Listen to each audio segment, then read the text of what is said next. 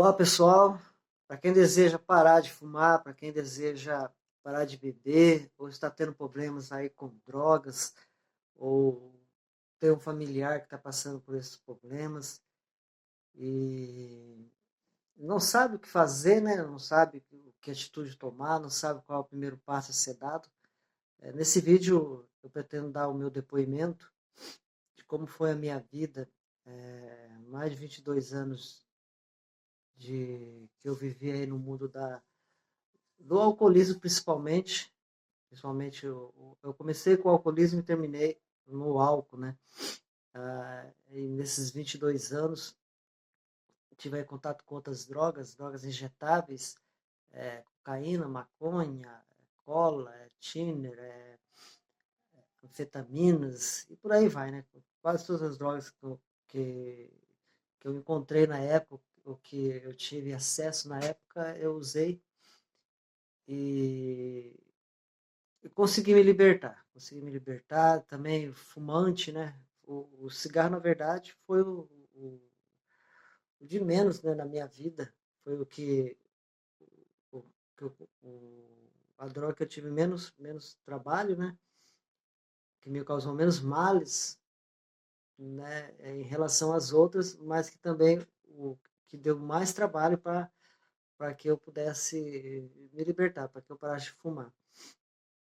Então, que esse meu testemunho sirva aí de exemplos para as pessoas que estão passando por esse mesmo problema e que sirva de inspiração. Na vida tudo é possível desde que você não desista, desde que você acredite. Hoje eu falando em acreditar, em ter fé, assim, até meio estranho, né? Porque no momento que você está naquela vida, você realmente não acredita, você realmente não tem fé. Mas só que dentro de nós, dentro de cada um de nós, existe algo, existe uma força que não deixa você desistir, que não deixa você, na verdade, não deixa você cometer ali um ato extremo, né? Que seja, porque muitas vezes eu tentei realmente tirar a minha vida, mas existia algo dentro de mim que falava assim, não, não faça isso, né? Ainda não é por aí. E também eu pensava muito, eu costumo dizer isso, que eu pensava assim, falei assim, puxa, minha vida já é um inferno, né? Eu vou me matar, vou tirar a minha vida e daí eu vou para o inferno, e daí que vai mudar, né? O que vai mudar na minha vida realmente, né? Sair do inferno para ir para o outro, né? Porque a base da minha religião, eu sou católico, né? É onde que existe céu, existe inferno. Mas eu não fiz isso, graças a Deus, e hoje eu estou aqui, liberto de todos os meus vícios, esses que eu comentei, né? Existe o vícios, outros tipos de vício, como o vício da mentira, da procrastinação, e por aí vai. Então, a cada vez você vai se libertando de um e de outro, mas pelo menos desse que eu comentei aqui, eu me libertei, que é do álcool, das drogas, do cigarro, e por aí vai, né? Então, é que esse meu testemunho sirva aí para que as pessoas não desistam e continuem seguindo em frente, buscando, acreditando. E eu pretendo fazer esse vídeo, não fazer um vídeo só, mas fazer dois vídeos, esse e mais um, e talvez até três, dependendo para que não fique algo muito cansativo, algo assim muito longo, né? Porque eu também não gosto de ficar falando a torta direita assim, falando rápido, sem pensar um pouco, né? Porque existem muitos detalhes que são importantes para que as pessoas escutem, né? Então não é simplesmente assim narrar uma história, né? Mas, às vezes eu gosto de fazer alguns tipos de comentários, porque esses comentários eles trazem assim, muita luz sobre determinado assunto e faz com que a pessoa reflita sobre a própria vida dela, né?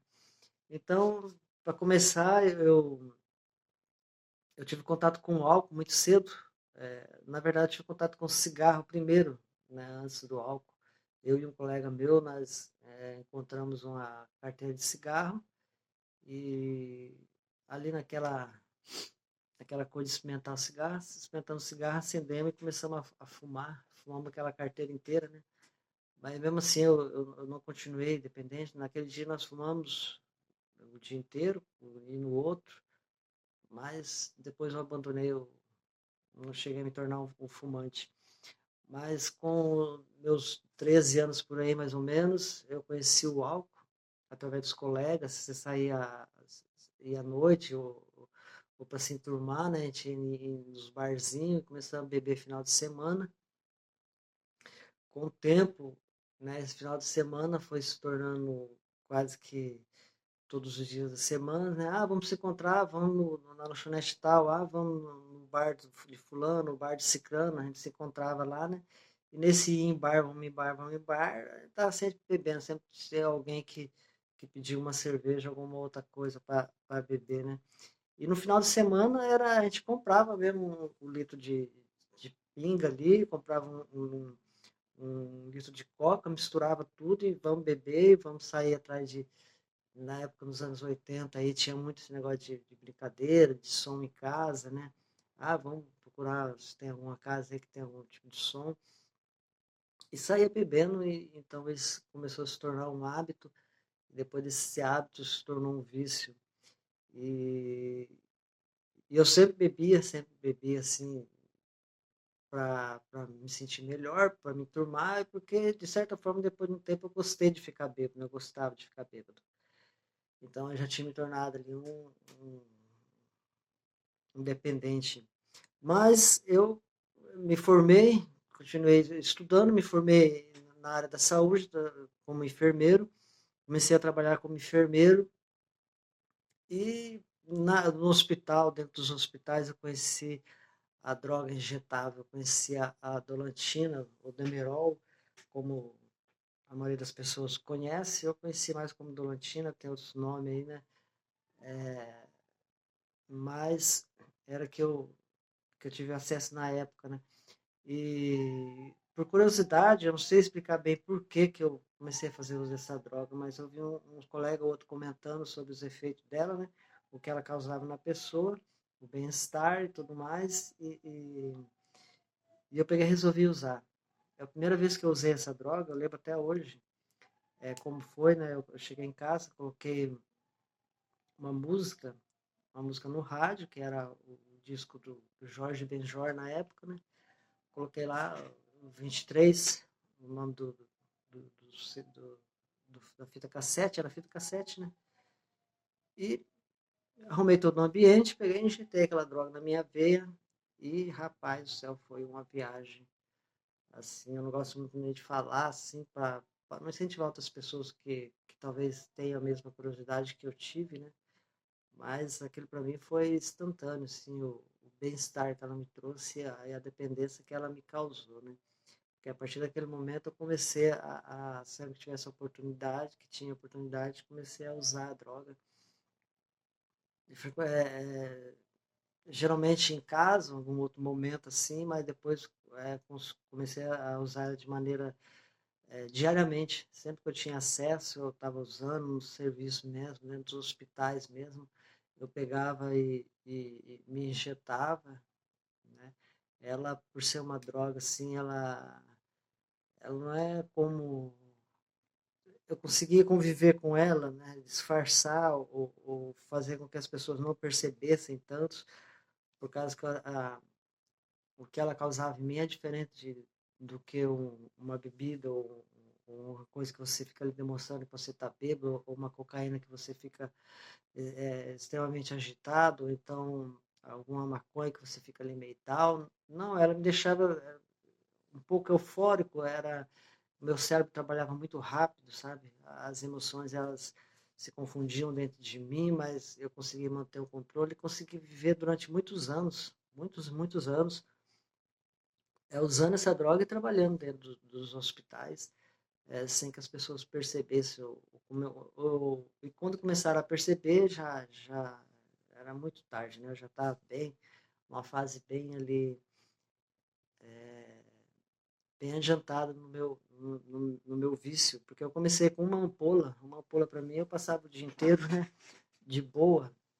Quando eu tive uma overdose, né, de uma UTI de um hospital aqui da cidade onde eu moro, estava fazendo plantão de 24 horas, e esse plantão de 24 horas acabou se tornando um plantão de 36 horas, porque faltou um funcionário lá, eu fui cobrir. E nesse final de semana, eu fui na farmácia e vi que o rapaz da farmácia não estava na farmácia, né? Ele tinha saído para almoçar, tinha descido para almoçar e deixou a farmácia aberta.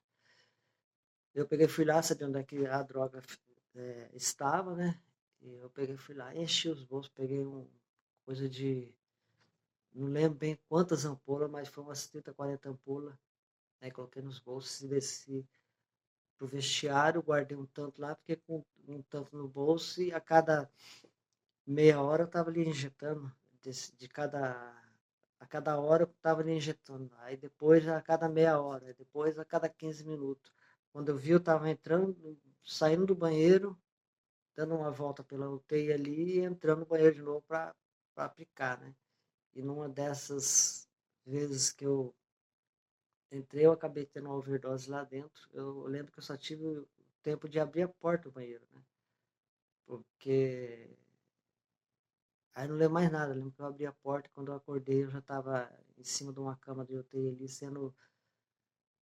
sendo cuidado ali pelo pessoal ali, né? É, então ali foi o fim para mim de estar trabalhando dentro do setor fechado, né? A partir desse momento eu nunca mais procurei trabalho em hospital, assim, já trabalhei em clínica, depois em hospital psiquiátrico, mas não assim num lugar onde tivesse a droga tivesse tão disponível para mim, né? Então, ali a partir daquele momento eu deixei de usar aquela droga, porque eu deixei de ter contato com ela, mas depois de passar uma crise de abstinência muito grande, que na época por eu ter sido, eu fui mandado embora também, claro, fui mandado embora do hospital, não tinha mais contato com a droga, comecei a substituir pela cocaína e pelo álcool. Eu tomava uma quantidade muito grande de álcool para me poder suportar as dores físicas mesmo que a falta da droga me causava. Além de coceira no corpo, além de irritação e muito outro tipo de coisa, então eu bebia muito. E isso foi agravando o meu alcoolismo. Então, ali eu deixei de usar uma droga, mas comecei a me afundar no outro, que foi no álcool. E eu me afundei tanto que no ano de 2002 eu fui obrigado a ser internado. Eu precisei ser internado dentro de uma fazenda onde eu fiquei 9 meses internado.